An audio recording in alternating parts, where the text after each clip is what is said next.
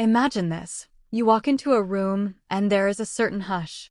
The air feels thick with something unspoken, yet undeniably present.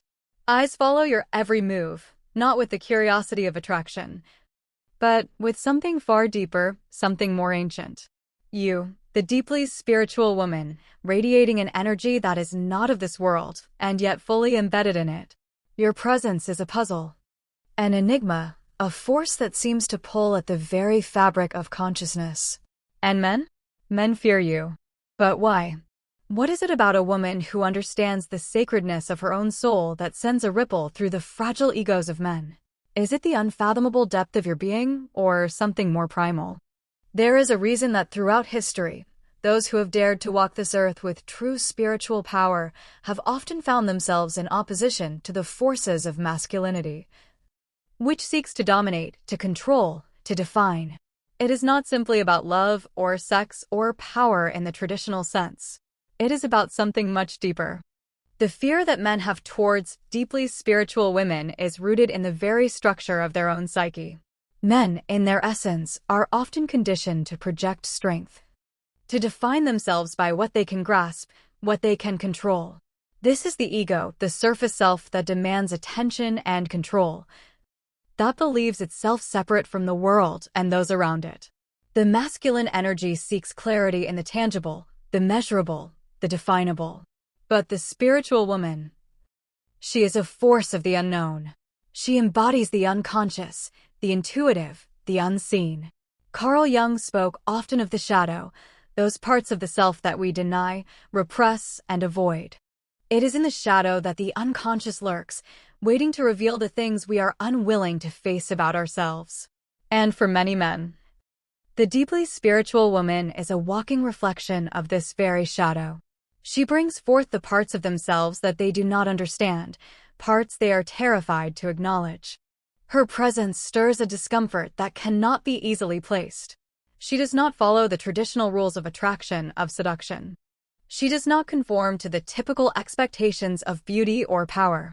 Instead, she radiates an authenticity that seems to come from somewhere far deeper than the surface. This is where the fear begins. For men, there is a struggle, an intense discomfort when faced with a woman who is not bound by the same limitations, the same societal structures that they have learned to navigate. She does not need them in the way others do. She does not seek validation, and this makes her even more intimidating. This fear is not about a woman who is outwardly confrontational or aggressive. It is far subtler, more insidious. It is about the woman who has awakened to the vast, untapped power of her own being. Her soul is not shackled by the same constraints that bind others. She knows her worth, and this is a threat to the ego.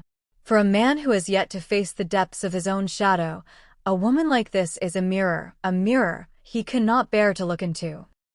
For it would force him to confront his own unresolved traumas, his own hidden desires, his own fears. In the psychological dance between the sexes, the spiritual woman often embodies the archetype of the anima, the feminine aspect of the male unconscious. In Jungian terms, the anima represents the soul, the unconscious emotional world of the male. She is the bridge between the ego and the deeper layers of the psyche. When a man encounters a woman who embodies this essence, who is in touch with her own deep spiritual power, he is forced to confront this inner world, often for the first time. And this confrontation can be terrifying. It is easier to dismiss her, to reduce her to something more controllable, something that fits into the neat categories of society's expectations. It is easier to fear her power than to acknowledge the potential for growth that she represents. The deeply spiritual woman does not demand submission or dominance. She does not need to prove her worth. She stands as she is whole, complete, and aware of the vast expanse of her inner world. This is the source of her power. It is the energy of the goddess, of the sacred feminine, of the eternal, unchangeable truth that runs through the veins of the universe. She knows that true power is not found in control, but in surrender to the flow of life, to the mysteries of the universe, and to the deep knowing that comes from connection with the divine. And for a man who has not yet done the work of individuation, the process of integrating the unconscious with the conscious, of facing his own shadows, this woman is a challenge. She embodies all that he fears he cannot control, and so he must either seek to dominate her or withdraw into himself. For she represents everything he has not yet integrated into his own being, the parts of himself that he fears to confront, the deep and mysterious power of the feminine that he does not fully understand. Her spiritual strength forces him to question his own sense of self, his own sense of power. And it is this questioning, this disruption of the ego's stability, that men fear most. For it is only in facing the unknown parts of ourselves that true transformation can occur. And this transformation, though necessary, is uncomfortable. It requires vulnerability, humility, and a willingness to face the parts of ourselves that we have long buried. The fear men experience when confronted by a deeply spiritual woman is not a fear of her, it is a fear of themselves. For within her, they see the parts of themselves they have yet to embrace, parts that are wild, untamed, and deeply connected to the essence of life itself. These are the very aspects that the masculine ego, in its quest for control and certainty, has pushed aside. Her presence brings to the surface everything the masculine has avoided, the deep well of emotions, the mysterious flow of intuition, the creative chaos that exists beyond rational thought. This is the archetypal clash between the masculine and the feminine, between the logical, linear, defined world of the ego and the fluid, cyclical and intuitive world of the unconscious. The spiritual woman embodies this unrestrained feminine energy, and this energy is a mirror to the unconscious forces within the man. To confront her is to confront the chaos and the unknown within himself, the parts of his soul that long to break free from the suffocating grasp of the ego. But this confrontation is often met with resistance. The spiritual woman's deep connection to her own intuition and inner wisdom stands in stark contrast to the disconnected, fractured nature of the modern masculine psyche. In a world where so many men are taught to suppress their emotions, to prioritize intellect over feeling, and to measure their worth by external accomplishments, the deeply spiritual woman represents a different paradigm. She is the embodiment of emotional freedom, of self-awareness, of presence in the moment. For a man who is not in touch with his own emotional world, this freedom is both a source of fascination and fear. She has access to a wisdom that cannot be found in books or lectures, a wisdom that is born from the deep well of experience, from the cycles of life and death, from the sacred union of body, mind, and spirit. She does not fear vulnerability, for she knows that it is through vulnerability that true power is found. She does not hide her emotions, for she understands that it is through emotion that the soul is revealed. She is a living embodiment of the principle of acceptance, the acceptance of both light and shadow, of joy and pain, of the infinite spectrum of human experience. And yet, the man who has not yet embarked on his own journey of individuation cannot fully comprehend her. He sees in her not only the divine feminine, but also the shadow of his own soul. To encounter her is to face the possibility of his own transformation, and this is not a task for the faint-hearted. It requires the courage to face one's own unconscious desires, to confront the parts of oneself that have been repressed, denied, or ignored. And in doing so, it forces him to question everything he thought he knew about himself, about relationships, and about the world. This is why so many men are drawn to the deeply spiritual woman, yet push her away at the same time. She awakens a longing within them, a longing to connect with something deeper, something more authentic. But this longing is often met with resistance, for it requires a level of emotional openness and vulnerability that the modern ego is not prepared to handle. It is far easier to dismiss her as too intense, too complicated, or too much than to face the uncomfortable truth of what she represents. Yet, for the spiritual woman, this is not a matter of seeking validation or approval. She does not need to prove herself to anyone, for she is already whole. She is not interested in conforming to the expectations of the world or in playing the games of the ego. She knows that her worth comes from within, from the depths of her own being, from her connection to the divine and to the infinite wisdom that flows through her. The fear that men feel in her presence is a reflection of their own inner fragmentation. It is a fear of facing the parts of themselves that they have long buried, the parts that are not rational, not controlled, and not easily understood. It is a fear of confronting their own unconscious, their own vulnerability, their own emotional depth. But this fear, as Carl Jung would say, is not something to run from. It is something to embrace. For it is only through confronting the shadow, through facing the unknown parts of ourselves, that true individuation can occur. And the spiritual woman is a catalyst for this transformation.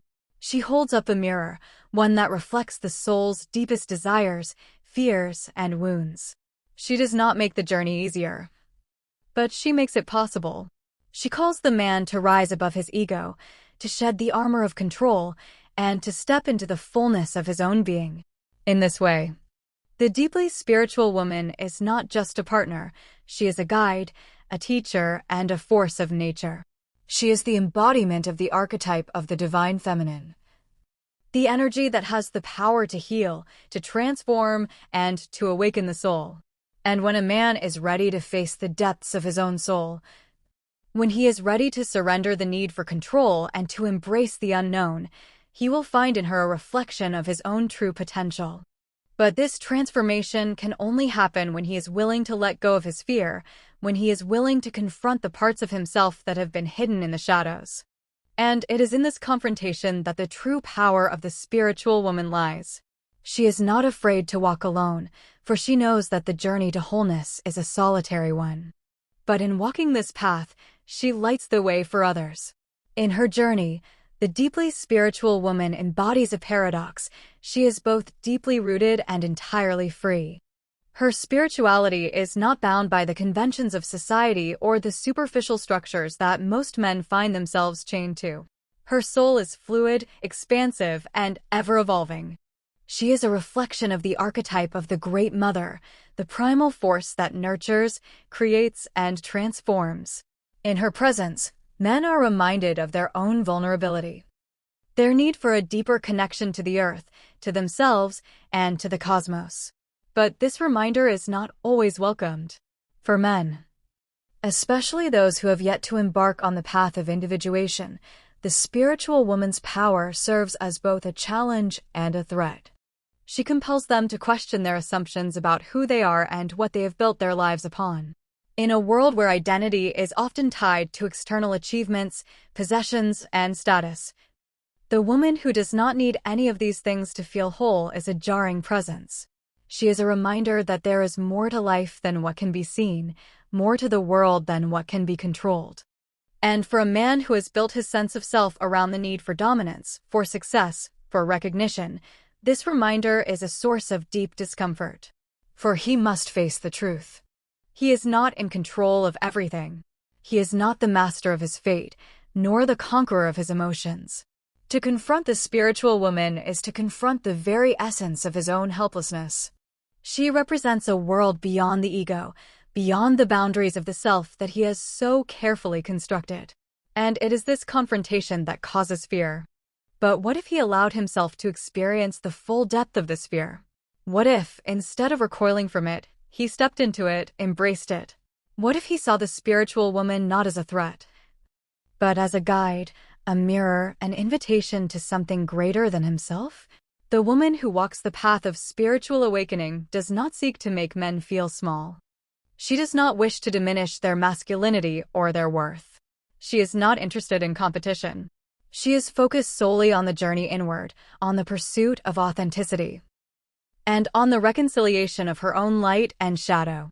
The fear that men feel when faced with a woman of such deep spiritual power is rooted in their own unresolved struggles with their inner world.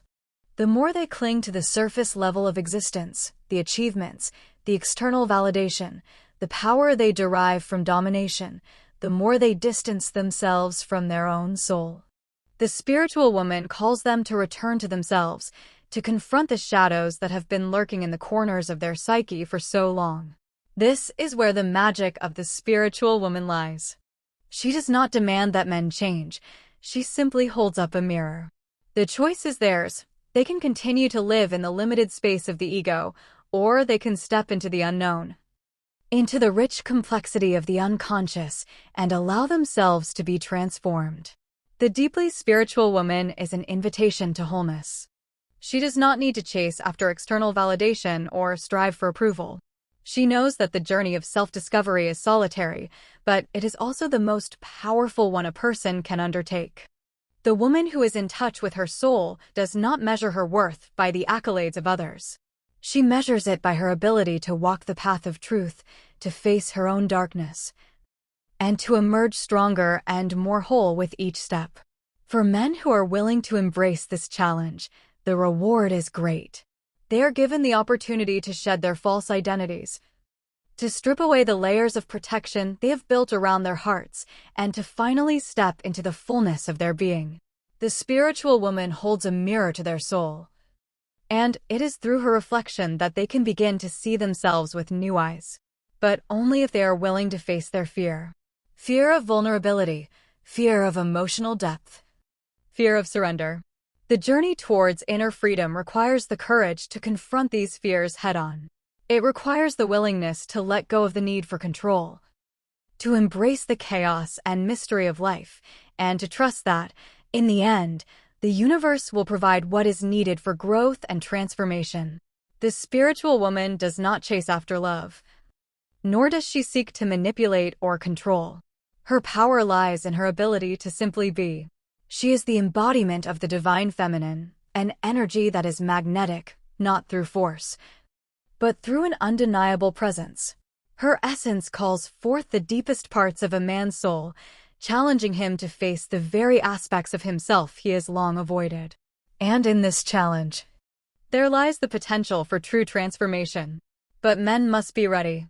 They must be willing to step into the discomfort of the unknown, to face the parts of themselves they have long suppressed, and to surrender to the transformative power of the feminine.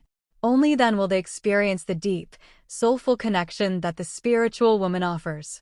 And in doing so, they will come to understand that their fear of her was never really about her at all.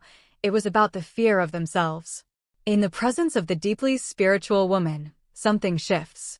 There is a subtle awakening that occurs within the man, an awakening to the possibility that his life, his identity, his very being, could be something more. She is not trying to mold him or force him into a particular shape. Rather, she challenges him to shed the layers of falsehoods he has accumulated over time, to awaken to the fullness of his own potential, and to confront the limits of his ego. Yet, this process of awakening is not a smooth, linear one. It is not a path easily traversed. The deeply spiritual woman stirs the man's most primal fears. She forces him to question the very foundation upon which he has built his life. The fear of losing control over his identity, the fear of letting go of his carefully constructed ego, is a battle that many men would rather avoid. The ego, in all its fragility, clings to what it knows. It clings to the belief that power lies in control, that strength lies in dominance, and that success is measured by external markers of achievement. But what the deeply spiritual woman offers is a different kind of power, a power that is not rooted in external validation, but in inner sovereignty. She stands as a testament to the truth that real strength comes from within, from an unwavering connection to the self, to the divine, and to the flow of life. Her power is quiet, steady, and unyielding. It is not loud or boastful. It does not demand attention. And yet it is undeniable. This is the power that terrifies the unawakened man. Her spiritual strength invites him to step beyond the confines of his ego, to embrace the raw, vulnerable, and emotional depths of his own being, to confront his shadow, the parts of himself that he has suppressed or ignored. This is the invitation to true individuation, the process that Carl Jung describes as the integration of the conscious and unconscious aspects of the self. To embark on this path requires the courage to face the darkness within, to reconcile with the parts of oneself that have been buried in shame or fear. The deeply spiritual woman, then, becomes not just a mirror of the masculine shadow, but a guide through the process of individuation. She does not seek to define him or control him. She simply holds space for his transformation. She is the embodiment of the feminine wisdom that has always been present but often hidden deep within the recesses of the unconscious. Through her, the man is invited to explore the depths of his own soul, to confront the aspects of himself that he has long denied. But this journey is not for the faint of heart. The man who chooses to walk this path must be willing to surrender to the process, to let go of the need for control, and to embrace the unknown. He must be willing to acknowledge his own weaknesses, his own fears, and his own desires. It is through this surrender that he begins to experience the power of the feminine, an energy that is both nurturing and transformative. This power is not about domination or subjugation. It is the power of creation, of transformation, of healing. The spiritual woman, in her essence, is a force of renewal. She brings forth the possibility of a new way of being, a way that is not defined by the limitations of the ego or the expectations of society. In her presence, the man is reminded that there is more to life than what can be measured or controlled. There is an entire realm of experience that lies beyond the intellect, beyond the ego, beyond the confines of the material world. In her company, he is reminded that the deepest truths of life are not found in external achievement, but in the quiet moments of self-awareness, in the recognition of the divine within, in the embrace of the shadow. The deeply spiritual woman invites him to remember that his worth is not dependent on what he can achieve or possess, but on his ability to connect with the sacredness of life itself. She is the embodiment of the truth that the most powerful man is the one who is reconciled with his own inner world, the one who has done the work of individuation and embraced his own authentic self. And yet, many men will still retreat from this challenge. They will fear the spiritual woman because she represents the unknown, the unconscious, and the chaos that lies beyond the grasp of the ego. But for those who are willing to face their fears, to embrace the call of the feminine, there is the potential for a transformation unlike any other. When a man confronts the deeply spiritual woman, he is not just facing her, he is facing himself. He is being asked to let go of the protective walls that he has built around his heart, to step into the vulnerability that comes with self-awareness, and to surrender to the flow of life. In doing so, he is given the opportunity to experience true freedom, a freedom that comes from the deep acceptance of who he is, both light and shadow. The spiritual woman does not need to chase. She does not need to prove herself. She is already whole. And in her wholeness, she invites the man to experience his own. She calls him to step into his fullest expression, to embrace the full spectrum of his humanity, and to live with authenticity, courage, and heart. And when a man finally rises to meet this challenge, when he steps into the unknown and allows the spiritual woman to be his guide, he will find that he is no longer bound by fear. He is no longer shackled by the ego. He is free to love, free to be, and free to embrace the sacredness of life in all its beauty and chaos. The woman who knows her worth does not chase, she chooses.